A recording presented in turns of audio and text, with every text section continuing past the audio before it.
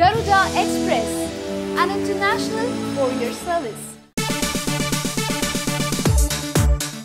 బాహుబలి 1 సినిమాలో పలు సన్నివేశాలను హాలీవుడ్ సినిమాల నుండి యాజిటీస్ దింపేశాడని రాజమౌళి విమర్శలు మూటగట్టుకున్న సంగతి తెలిసిందే.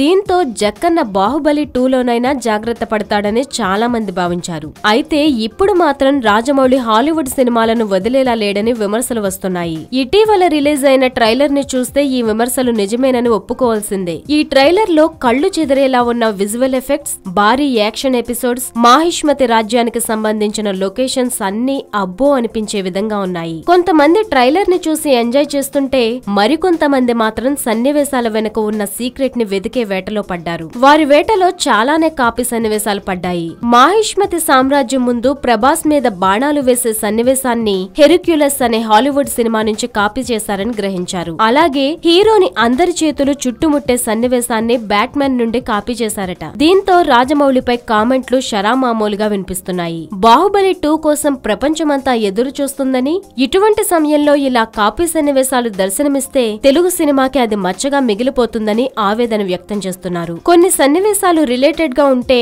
వాటిని ఇన్స్పిరేషన్ గా తీసుకుని మన నేటివిటీకి తగ్గట్లు తెరకెక్కిస్తే తప్పేంటని మరికొందరు ప్రశ్నిస్తున్నారు. రాజమౌళి రూపొందించిన సన్నివేశాల్లో తప్పులు వెతకడం మానమని సలహా ఇస్తున్నారు ఇంకొంతమంది.